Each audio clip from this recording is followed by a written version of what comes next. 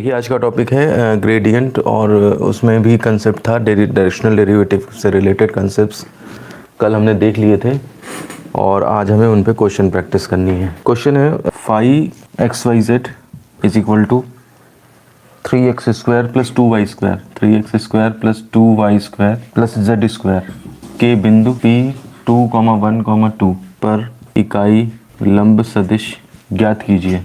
हालांकि ये question directional derivative पे एग्जैक्टली बेस्ड नहीं है, लेकिन उससे रिलेटेड कंसेप्ट जो हमने कल पढ़े हैं ग्रेडियंट और डायरेक्शनल डेरिवेटिव्स के रिलेटेड, उनके ऊपर बेस्ड है ये क्वेश्चन। तो मुझे बताइए इसमें क्या करा जाना चाहिए, दिमाग लगाइए।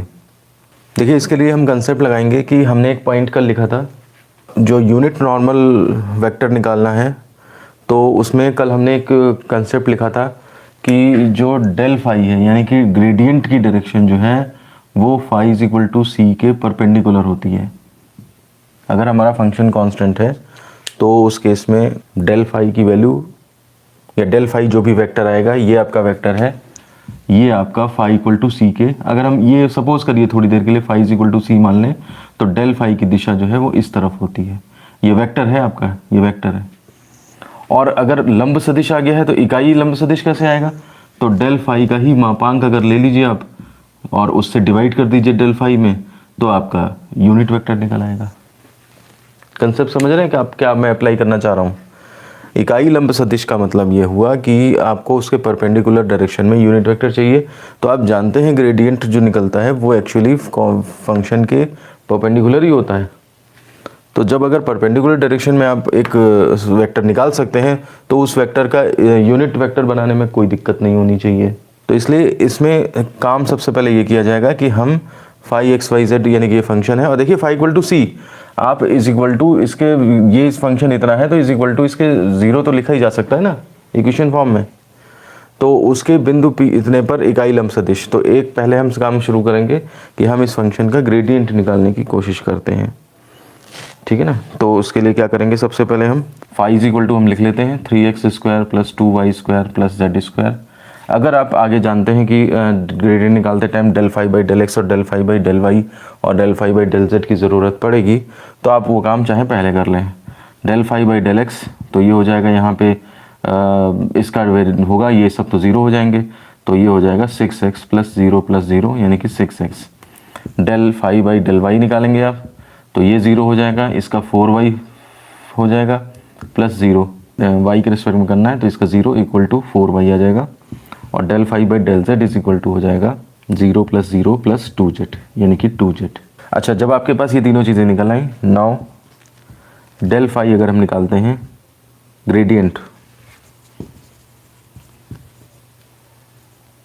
Gradient of phi is equal to यानी कि डेल फाई यानी कि i del by del x plus j del by del y plus k del by del z of, और इसका फाई। जितनी बार ये डिटेल में लिखेंगे आपको ग्रेडियंट की डेफिनेशन मालूम होती चली जाएगी, आपको डेल की वैल्यू पता लगती चली जाएगी, है ना, कि डेल की वैल्यू इतनी होती है, बार बार रिमाइंड होता चला जाएगा। तो इसमें हम नेक्स्ट लाइन में i del phi by del x plus j del phi by del y plus k del phi by del z ये निकाल लेते हैं। ये कर दिया ऑपरेट अंदर और इनकी वैल्यू इक्वेशन नंबर फर्स्ट से रख देते हैं, ठीक है ना।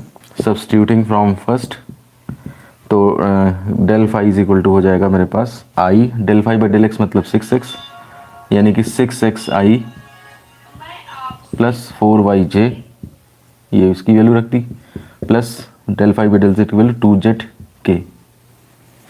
ये वैल्यू रखने पर मेरे पास डेल फाई निकल आया। अब ये देखिए, ये मैंने फंक्शन का सीधे डेल फाई ले लिया, ये कोई मतलब किसी पॉइंट पे नहीं निकला है। इसको और सिंप्लीफाई करने के लिए एक्स वाई जेड टाइप करने के लिए उसने पॉइंट दे रखा है। तो हम क्या करते हैं, ग्रेडियंट एट द पॉइंट 2 1 2, तो ये इज इक्वल टू हो जाएगा, x की जगह 2 रख दीजिए तो 6 इंटू 2 आई वेक्टर, 4 की जगह j रख दीजिए, मतलब इसकी वैल्यू क्या है 1 j वेक्टर प्लस ये ब्रैकेट्स में। ये सब इसलिए लिख रहा हूँ ताकि आपको डिटेल में पता लगता रहे क्या क्या हो रहा है। रिवीजन करने में से बड़ा आसानी होती है बाद में, और चाहे आप डायरेक्ट लिख दीजिए, कोई ऐसी वो बात नहीं है। 2 इंटू 2 4k, 2 इंटू 2 k, तो 12i plus 4j plus 4k, जो कि दिए गए फंक्शन पर या दिए गए फलन के बिंदु 2,1,2 पर लंबवत है। तो मेरे पास ये वेक्टर आ गया एक ग्रेडियंट जो कि उस फंक्शन के परपेंडिकुलर है, पर मुझे क्या चाहिए, मुझे तो यूनिट लंब सदिश चाहिए ना। तो इसके लिए हम क्या करेंगे, नाउ अब डेल्टा फाई जो आया है उसका आप मापांकन वो निकाल लें। तो ये होगा जाकर के कितना, under root square sum of component 12 का स्क्वायर प्लस 4 का स्क्वायर प्लस 4 का स्क्वायर। ये कितना आ रहा है, 144 प्लस 16 प्लस 16 जो भी होगा 176। ये देखिए थोड़ा सा 16 से कट रहा है, 16 इंटू 11 तो ये 4√11 आ जाएगा। इसको यहाँ पे 16 इंटू क्या वो कर देते ना। तो जब मेरे पास डेल फाई वेक्टर आ गया, उसका मैग्नीट्यूड मैंने निकाल लिया है, तो और ये मालूम है मुझे परपेंडिकुलर डायरेक्शन में होता है, तो इकाई लंब सदिश कैसे निकलेगा, तो ये वेक्टर अपॉन मॉड। अतः इकाई लंब सदिश, इकाई लंब सदिश, तो ये इज इक्वल टू हो जाएगा जाके आपका delta del phi upon mod of del phi. तो ये हो जाएगा आपका 12y plus 4j plus 4k divide by 4√11।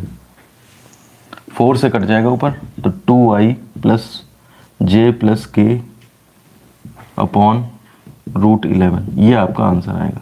सारा का सारा क्वेश्चन इस बात पर बेस्ड था कि हम क्या बोलते हैं, ये चीज़ जानते हैं कि नहीं कि ग्रेडियंट फंक्शन के परपेंडिकुलर होता है। उसी कंसेप्ट का यूज़ करके ये पूरा क्वेश्चन किया गया है। ऐसा है आपके जो यूनिट्स हैं वो काफ़ी ज़्यादा हैं और अलग अलग हैं। जैसे अभी हम मान लिया सपोज करिए एकदम से कैले-हैमिल्टन थ्योरम का नाम ले दें, तो उससे रिलेटेड कंसेप्ट, हालांकि कैले-हैमिल्टन थ्योरम आसान चीज़ है, कोई और नाम ले लें तो आपको वहाँ पर दिमाग दौड़ाने में बड़ी मुश्किल हो जाती है। तो पेपर में जब क्वेश्चंस आते हैं, एक क्वेश्चन इस चैप्टर से, एक क्वेश्चन उस चैप्टर से, एक क्वेश्चन उस चैप्टर से, तो अगर आपने ढंग से पूरे साल भर नहीं पढ़ा है और एग्जाम टाइम पे थॉरोली रिवाइज नहीं किया है, तो फिर उस चीज़ को सोचना बड़ा मुश्किल हो जाता है, इधर उधर दिमाग चलाना ही मुश्किल हो जाता है। फिर अंदर की बारीकियाँ वो एक अलग चीज़ होती हैं। तो इसलिए ऑनलाइन मोड से जो टीचिंग हो रही है, उस ऑनलाइन मोड को ऑफलाइन मोड बना के ही पढ़ाया जा सकता है, ठीक है ना। हम इस चीज़ के ऊपर अगर 2 मिनट 4 मिनट का वीडियो बना दें कंसेप्ट पे, 5-10 मिनट का, तो उससे आप नॉलेज तो गेन कर लेंगे, लेकिन वो नॉलेज वो दिमाग में आपके ठहरती है या नहीं, मतलब आपके अपने कंसेप्ट बनते हैं या नहीं, ये कहना मुश्किल होगा। आप सुन करके उस टाइम तो समझते चले जाएंगे, लेकिन बाद में आपके दिमाग में नहीं रह पाएगा। तो इसीलिए मैंने मोड जो चुना है वो ऑनलाइन टीचिंग तो है, लेकिन ऑनलाइन टीचिंग में भी ऑफलाइन इफेक्ट है कि आपको पूरा बोर्ड पे समझा रहे हैं और लिखवा रहे हैं, नोट्स सब बनवा रहे हैं, ताकि ऑनलाइन मतलब ऑफलाइन की कमी महसूस ना हो। सही पकड़ा है, ये सही कर लीजिए 3। चलिए तो हम नेक्स्ट क्वेश्चन करते हैं। क्वेश्चन है phi is equal to x square plus y square 4xyz के बिंदु 1,-2,2 पर सदिश 2i-2j प्लस k की दिशा में डिस्ट अवकलज ज्ञात करो। तो जैसे ही मैंने ये क्वेश्चन कहा कि इस डायरेक्शनल डेरिवेटिव ज्ञात करो, तो आपको कल वाले कंसेप्ट्स थोड़े थोड़े याद आ जाने चाहिए। फंक्शन मेरा ये है, ये लीजिए फंक्शन हो गया, ठीक है। उसके पॉइंट इतने इतने पर, इस पॉइंट पे मैं बात कर रहा हूँ, कोई कर्व है ना यहाँ पे, ये फाई इज इक्वल टू जो भी दिया हुआ कर्व, इसका ये पॉइंट पर्टिकुलरली लिया, इस पे सदिश इतने की दिशा में कोई सदिश ये दिया हुआ है आपका, सपोज 2i-2j प्लस k, ये आपका जो वेक्टर है, ये डायरेक्शन एक दी हुई है, तो इस डायरेक्शन में डायरेक्शनल डेरिवेटिव निकालिए। तो आप देखिए यहाँ पे डेल फाई अगर निकालेंगे आप ग्रेडियंट, तो वो नॉर्मल होता है, आप समझ रहे हैं, डेल फाई नॉर्मल डायरेक्शन में होता है, ये फाई के रेट ऑफ चेंज को रिप्रेजेंट करता है और इस डायरेक्शन में मैक्सिमम होता है। इसका जो मैग्नीट्यूड लेंगे आप, तो वो इनके जो है वो rate of change of phi को रिप्रेजेंट करेगा और परपेंडिकुलर डायरेक्शन में वो मैक्सिमम होता है। ये सब हमने कल देखा था। और अगर आपको किसी और डायरेक्शन में चाहिए, जैसे मान लिया इतने एंगल पे आपको, ये थीटा एंगल पे आपको डायरेक्शन पे चाहिए अगर, तो उस केस में क्या करेंगे आप, इस डायरेक्शन में यूनिट वेक्टर अगर आपके पास है, सपोज आर कैप या एन कैप कुछ भी कहते हैं आप, तो del phi into N dot N cap, ये वेक्टर है, ये भी वेक्टर है, डॉट प्रोडक्ट आप लीजिए इसके बीच में, और ये जो है वो डेल फाई का कंपोनेंट उस डायरेक्शन में निकाल देगा, और उसी चीज़ को डायरेक्शनल डेरिवेटिव कहते हैं। आपको ये कंसेप्ट याद है, ये कल हमने डिस्कस किए थे। तो देखिए सबसे पहला काम क्या है इसके अंदर, सबसे पहला काम है कि हम ग्रेडियंट निकालें, ठीक है। अब ग्रेडियंट निकालने के लिए आपको क्या चाहिए, del phi by del x और del phi by del y, del phi by del z चाहिए होंगे, पहले ही निकाल के रख लीजिए आप। तो फाई इज इक्वल टू आपको दिया है x square plus y square plus 4xyz, del phi by del x, del phi by del y, del phi by del z. ये x के रिस्पेक्ट में ये केवल होगा और ये भी होगा साथ में, देखिए x यहाँ भी है। एक्स स्क्वायर का 2x हो जाएगा, y का 0 हो जाएगा, प्लस यहाँ पे x का होगा तो 4yz कांस्टेंट और x का 1, यानी कि 2x प्लस 4yz, ये आया जाके आपका। कितनी सारी चीज़ें जुड़ी रहती हैं क्वेश्चन के अंदर। आपको पार्शियल डिफरेंशिएशन भी आना चाहिए, आपको वेक्टर्स के कंसेप्ट भी आने चाहिए, डॉट प्रोडक्ट वगैरह, है ना, पुरानी चीज़ें। ग्रेडियंट का एक अलग कंसेप्ट आपको चाहिए बीच में, यूनिट वेक्टर और ये वो सब, डॉट प्रोडक्ट सब चाहिए आपको, ठीक है। चलिए y के रिस्पेक्ट में करेंगे तो ये दोनों होंगे, तो 0 प्लस 2y प्लस 4xz बाहर और y का 1, तो यानी कि ये हो गया जाकर के 2y प्लस 4xz। ऐसी z के रिस्पेक्ट में करेंगे तो z ये तो नहीं है, यही है बस, तो 0 प्लस 4xy, z का 1 हो गया, तो यानी कि ये केवल 4xy हुआ। Now gradient of phi is equal to del phi is equal to i del by del x plus j del by del y plus k del by del z of phi. तो अंदर ले आएंगे तो i del phi by del x plus j del phi by del y plus k del phi by del z. इसमें substituting from first, ये पूरी तीनों लाइनें जो हैं ये फर्स्ट मान लीजिए, तो यहाँ से वैल्यूज डाल दीजिए, तो ये हो जाएगा 2x plus 4yz i vector plus 2y plus 4xz j vector plus 4xy k vector. अभी हमारा ग्रेडियंट फाई जनरल निकला है, ठीक है ना। ऐसे समझिए कर्व के किसी भी पॉइंट पे, चाहे आप इस पे निकालो, चाहे इस पे निकालो, चाहे इस पे निकालो, मुझे एट द पॉइंट ये चाहिए 1, -2, 2। तो किसी पर्टिकुलर पॉइंट पे चाहिए तो ठीक है, वो पॉइंट दे रखा है, आप ग्रेडियंट फाई निकाल दीजिए। अभी तक तो पुराने क्वेश्चन जैसा ही काम चल रहा है ना। तो ये हो जाएगा आपका del phi is equal to इतना हो गया, तो del phi at the point 1, -2, 2 is equal to, तो यहाँ पर कितना हो जाएगा 2, इसमें वैल्यू पुट कर दीजिए, ये 1 x की 1 और y जहाँ जहाँ है वहाँ -2, z जहाँ जहाँ है 2। देखिए कितना आ रहा है, ये आना चाहिए -14i plus 4j -8k। Del phi at the point आ गया। अब आप समझ लीजिए आपने क्या करके रखा है, हमने एक वेक्टर निकाल के रखा है इस डायरेक्शन में, ये निकाला हमने बस। अब हमें इसका कंपोनेंट इस तरफ चाहिए, तो अब क्या प्रोसीजर स्टार्ट होगा, जिस डायरेक्शन में आपको चाहिए उस डायरेक्शन का यूनिट वेक्टर चाहिए एन कैप, ठीक है ना। तो हम अब निकालेंगे। नाउ वो काम थोड़ा सा आ गया हमारे पास, उसको छोड़ दिया हमने, एन कैप। तो एन कैप कैसे निकलेगा, तो ये वेक्टर 2i - 2j प्लस के, जिस दिशा में आपको ले जाना है, ठीक है ना। ये अगर आप ये तार नहीं जोड़ेंगे, ये कंसेप्ट नहीं पता लगा इसी का वो ले गए आप यूनिट वेक्टर। तो इसका जिस डायरेक्शन में ले जाना है 2i - 2j plus k upon under root square sum of components, तो 2 का स्क्वायर प्लस -2 का स्क्वायर प्लस 1 का स्क्वायर, तो हो जाएगा 2i - 2j plus k upon under root 4 plus 4 8 plus 1 9, यानी कि upon 3, 2i - 2j plus k upon 3। ये एन कैप हो गया। मतलब डेल फाई वैसे तो 90 डिग्री पे रहता है, किसी और डायरेक्शन में ले जाएंगे तो उसे फिर डायरेक्शनल डेरिवेटिव बोल देते हैं। अब देखिए directional derivative, hence directional derivative is equal to, वैसे तो ये लिखना चाहिए hence directional derivative in the direction इतना, ठीक है ना, इन द डायरेक्शन, कौन सी डायरेक्शन, 2i - 2j प्लस के, तो ये होगा del phi dot N cap. ये कंसेप्ट मैं थोड़े दिन पहले समझा चुका हूँ कि मतलब किसी वेक्टर का किसी दूसरे डायरेक्शन में कंपोनेंट निकालना है, तो उस केस में जो है वो डॉट प्रोडक्ट ले लेते हैं इस यूनिट वेक्टर के साथ, जिस डायरेक्शन में चाहिए जिस डायरेक्शन में आपको जाना है उस डायरेक्शन में यूनिट वेक्टर ले लेते हैं।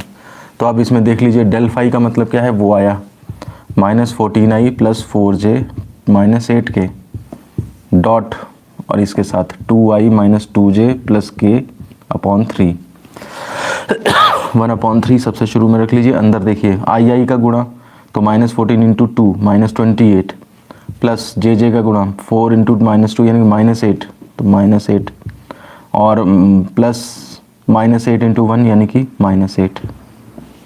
तो सब माइनस में आ रहा है। अच्छा हाँ सही है। और क्या ये हो गया जाके 28 8 36 8 44 तो -44/3 या फिर माइनस का -14 2/3 कुछ भी करके लिख लो।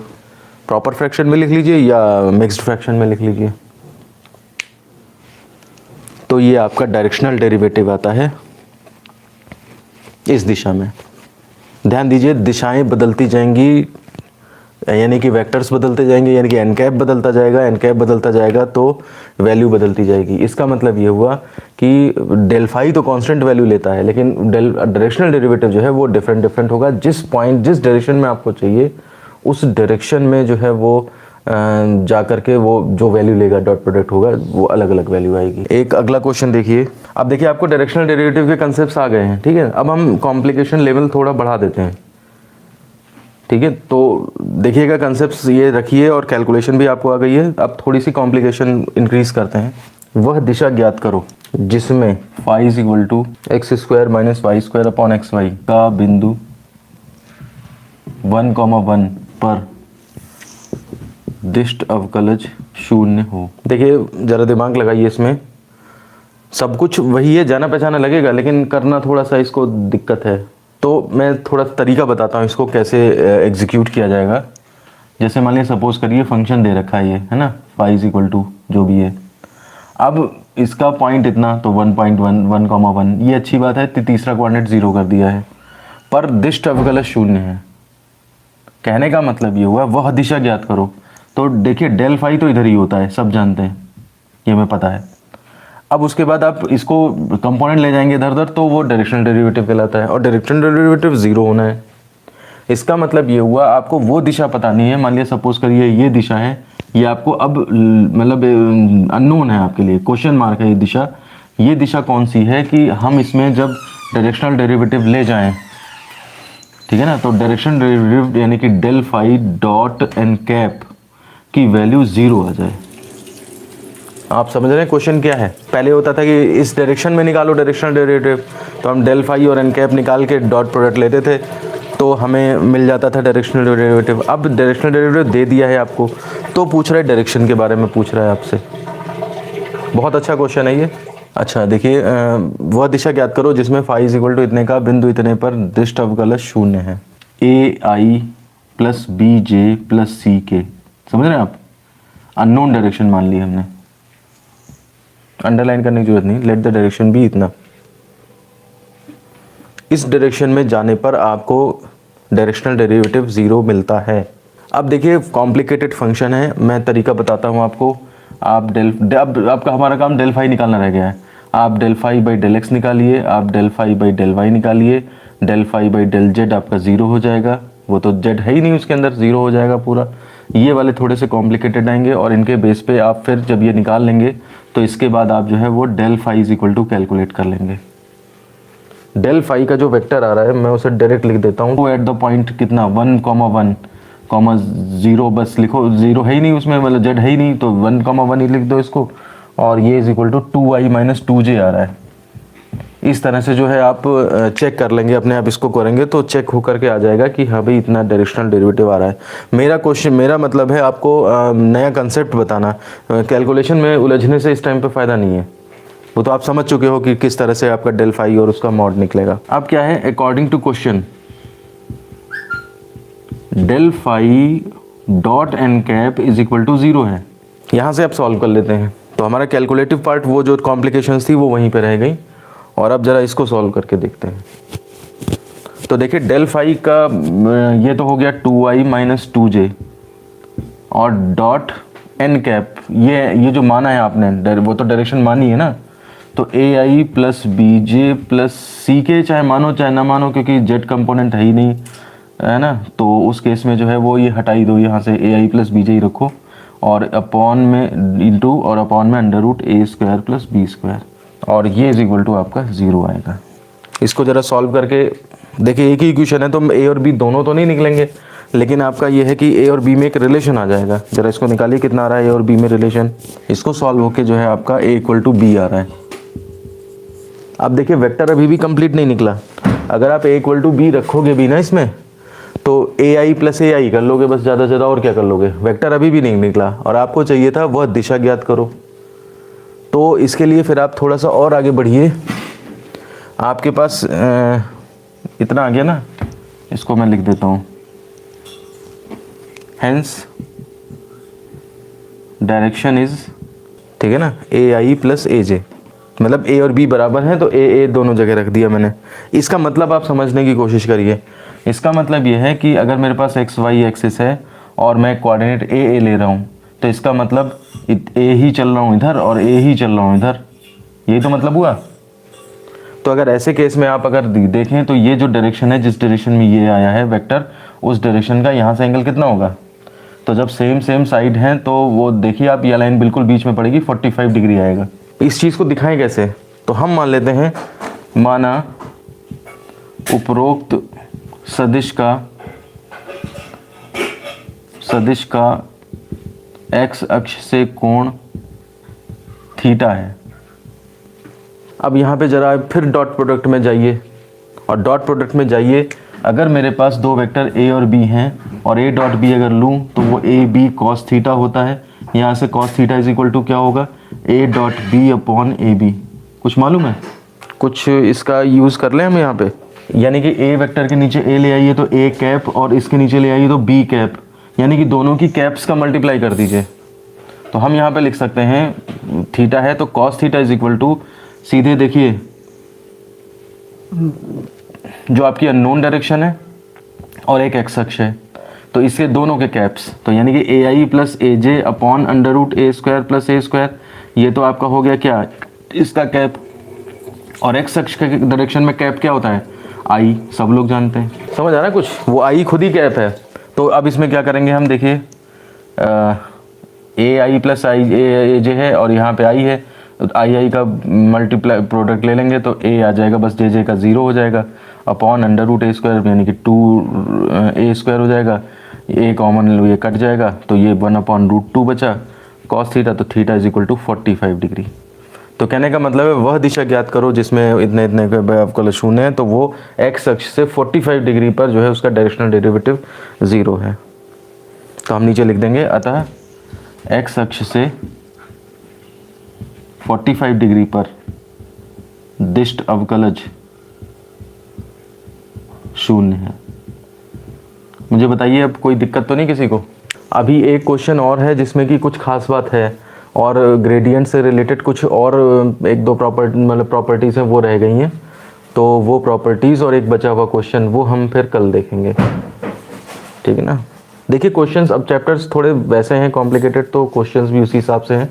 आप लोग दिमाग लगाइए, सब आ जाएगा, लेकिन ये है कि थोड़ा मतलब कंसंट्रेशन ज़्यादा चाहिए इनको चैप्टर्स में, ठीक है ना। चलिए तो फिर हम आज का वीडियो ख़त्म करते हैं। धन्यवाद।